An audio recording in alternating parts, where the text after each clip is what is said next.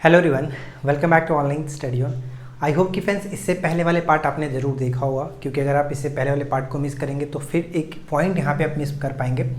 जैसे कि पादप जगत का वर्गीकरण के बारे में मैंने आपको बताया था कि क्या क्या चीज़ें हम इसमें पढ़ने वाले हैं, और मैं इसको पार्ट बाय पार्ट करके वीडियो आपके सामने रख रहा हूँ ताकि आपको ये जो टॉपिक है वो अच्छे तरीके से समझ में आए और हम सब कुछ बारीकी से पढ़ पाएँ। ठीक है, ताकि एक वीडियो में आप वीडियो लंबा देख करके वीडियो को छोड़ ना दो, इसलिए हम छोटे छोटे पॉइंट्स के थ्रू पढ़ रहे हैं। तो मैंने आपको बताया था कि पादप जगत का वर्गीकरण क्रिप्टोगैमी और फेनेरोगैमी यानी अपुष्पी पौधे और पुष्पी पौधे में किया गया।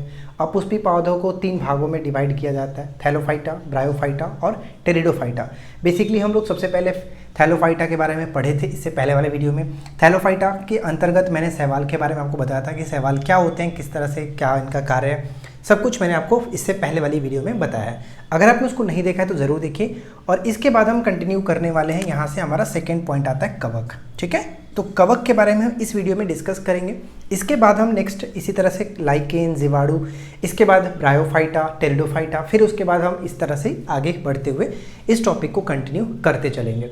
राइट, तो अगर आपने इससे पहले वाली वीडियो नहीं देखा है तो मैं रिकमेंड करूंगा कि आप ज़रूर चेकआउट कर लीजिएगा ताकि आप इस टॉपिक को मिस ना कर पाओ। तो चलिए फिर ज़्यादा समय ना लेते हुए शुरू करते हैं। जैसे कि मैंने आपको बताया था, जो शैवाल होते हैं वो क्या होते हैं, स्वपोषी होते हैं, यानी अपना भोजन वो खुद तैयार कर लेते हैं। लेकिन यहाँ पे कवक के अगर हम बात करें, कवक यानी कि फंगी, तो ये क्या होते हैं, परपोषी होते हैं। परपोषी मतलब हेट्रोट्रॉफिक। हेट्रोट्रॉफिक का मतलब ये होता है कि ये अन्य जीवों पर डिपेंड रहते हैं, यानी अन्य जीवों, वनस्पतियों पर ये डिपेंड रहते हैं, परजीवी के रूप में, पैरासाइट के रूप में कार्य करते हैं।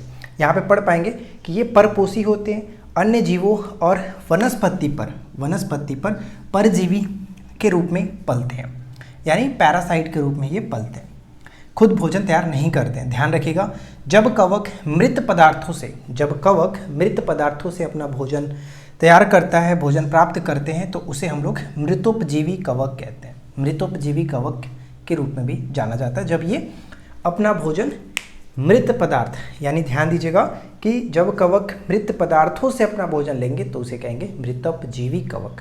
राइट, ज़्यादा इसमें कुछ नहीं था, लेकिन इसमें सिर्फ एक पॉइंट ध्यान रखना था कि जो कवक होते हैं वो परपोषी होते हैं। राइट, जबकि शैवाल जो होते हैं वह स्वपोषी होते हैं।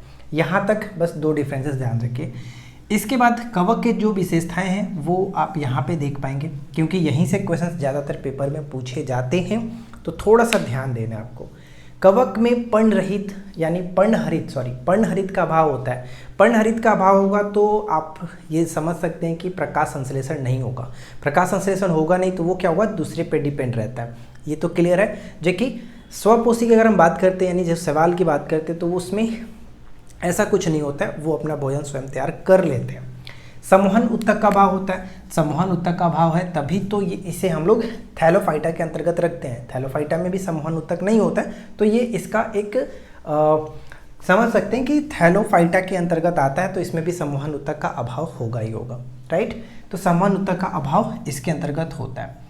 इसके बाद एक सबसे ज़्यादा पूछे जाने वाला जो पॉइंट है वो आपका यही थर्ड पॉइंट होता है कि कोशिका भित्ति, यानी कवकों की कोशिका भित्ति किसकी बनी होती है। ये क्वेश्चंस कई बार पूछा गया अलग अलग एग्जाम्स में, तो ध्यान रखना है कि कवकों की कोशिका भित्ति काइटिन की बनी होती है। ये सबसे ज़बरदस्त पॉइंट आपका हो जाता है। कवक के बारे में पढ़ रहे हैं तो ये पॉइंट आपको अच्छे से याद रखना है कि कवकों की कोशिका भित्ति काइटिन की बनी होती है, जबकि शैवालों की कोशिका भित्ति जनरली सेलुलोज की बनी होती है। ये सबसे अच्छा पॉइंट याद रखना है। इसके बाद कि कवक में जो संचित भोजन होता है वो किस रूप में होता है, तो ग्लाइकोजेन के रूप में होता है। ये याद रखेंगे कि कवकों में जो संचित भोजन होता है वो ग्लाइकोजेन के रूप में होता है। कवकों में कायिक जनन, खंडन, विखंडन और मुकुलन के द्वारा होता है। यानी अगर पूछा जाए कि कवकों में जनन किस तरह से होता है, तो ध्यान रखिएगा खंडन, विखंडन और मुकुलन के द्वारा कवकों में जनन होता है। ठीक है, या फिर हम कह सकते हैं अलैंगिक प्रकार का जनन इसमें होता है। और बेसिकली जो सबसे सिंपल सा क्वेश्चन इसमें अंदर पूछा जाता है वो आपका ये है कि कवकों का अध्ययन क्या कहते हैं। जब हम कवकों का अध्ययन करते हैं तो उसे किस नाम से जानते हैं। जैसे शैवालों का अध्ययन आपका फाइकोलॉजी कहलाता है, उसी तरह से कवकों का अध्ययन माइकोलॉजी के नाम से जानते हैं। कवक की खोज का श्रेय किसे दिया जाता है। एक सवाल तो ये भी बन सकता है कि कवक की खोज का श्रेय ऑस्ट्रेलिया के भूवैज्ञानिक बिगर रासमुसेन, ठीक है, ऑस्ट्रेलिया के भूवैज्ञानिक बिगर रासमुसेन को जाता है, ये श्रेय दिया जाता है। ऑस्ट्रेलिया के एक भूवैज्ञानिक थे बिगर रासमुसेन, इनको जाता है।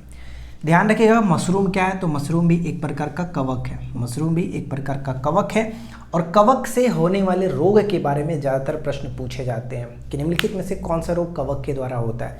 तो कवक के बेसिकली कवक से होने वाले जो रोग हैं वो कुछ इस तरह से हैं। गंजापन, जो दमा होता है आपने देखा होगा, दाद, खाज, खुजली और एथलीट फूट, तो ये सब के सब कवक के द्वारा होने वाले रोग हैं। और इनको याद रखने एक छोटा सा सिंपल सा ट्रिक भी हमने रखा है, और इस ट्रिक को आप इस तरह से याद रख सकते हैं जैसे कि गंजा दमाद खाए फ्रूट, यानी गंजा दमाद खाए फ्रूट। समझ में आया? ट्रिक बहुत ही सिंपल सा है। गंजा से याद रख पाएंगे गंजापन, जो दमाद यहाँ पे आप देख रहे हैं, दमाद, समझ में आना, दमाद, तो दमाद को आप तोड़ोगे तो दमा से दमा निकल गया, और लास्ट का जो द दिख रहा है इसके आप दाद याद रखिए, यानी दमाद में दाद और जो कि ये आपका दमा दोनों हो जाएगा। और खाए से खाज याद रखिए, खाए से खाज, और फ्रूट हम जब कह रहे हैं तो एथलीट फूट, ठीक है। तो ये जो सभी बीमारियां हैं, ये जो सभी रोग हैं जो मनुष्यों में देखने को मिलता है वो कवक के कारण होता है। और एक प्रश्न यहाँ से अक्सर पूछा जाता है, बाकी के बारे में नहीं पूछा था कि किस कवक से होता है, लेकिन गंजापन के बारे में कई बार क्वेश्चंस देखने को मिल जाता है पेपर में कि गंजापन किस कवक के कारण होता है। तो इसके लिए मैंने लिख दिया है कि गंजापन जो होता है वो टीनिया कपेटिस। वैसे आप बहुत सारे जो कवक हैं बाकी जो रोगों के कारण बनते हैं उनको याद रखना है तो रख सकते हैं, लेकिन ज़रूरत नहीं है क्योंकि कभी पूछा नहीं जाता। बेसिकली जब भी पूछा गया तो गंजापन के बारे में पूछा गया, टीनिया कपेटिस, ये आप याद रखेंगे, इस कवक के कारण गंजापन होता है। एक और याद रखिएगा, जो अल्फा बिस तैयार किया जाता है, अल्फा बिस एक प्रकार का जहर है, अल्फा बिस ये आपका कवक से ही तैयार होता है, कवक से बनता है। तो इसके बारे में यानी कवक के बारे में ज़्यादा कुछ जानने की ज़रूरत नहीं थी, जितना इंपॉर्टेंट था वो मैंने आपको सब कुछ बता दिया है। छोटे छोटे पॉइंट्स हम करके करेंगे, जैसे कि हमने कवक के बारे में डिस्कस कर लिया, इसके बाद लाइकेन, जीवाणु के बारे में देखेंगे, और लाइकेन सबसे महत्वपूर्ण है तो इसको अच्छे से याद रखना है, ठीक है फ्रेंड्स। तो कल हम कोशिश करेंगे कि लाइकेन और जीवाणु दोनों एक साथ कवर किया जाए ताकि हम बाकी के बारे में भी अच्छे से डिस्कस कर पाएँ। अगर आपको ये वीडियो अच्छा लगा तो प्लीज़ वीडियो को लाइक एंड शेयर करिए, और चैनल पे पहली बार है सब्सक्राइब करके नोटिफिकेशन बेल आइकन को ऑल पे सेट कर लीजिए। अगर आपके माइंड में कोई टॉपिक हो जो जेन्यून हो, जो एग्जाम्स के पॉइंट ऑफ व्यू से इंपॉर्टेंट होता है, तो आप ज़रूर नीचे कमेंट करिए, हम उस टॉपिक पे वीडियो लाएंगे, ठीक है। तो मिलते हैं नेक्स्ट वीडियो में नए टॉपिक के साथ। Thanks for watching, keep watching, keep learning, have a good day.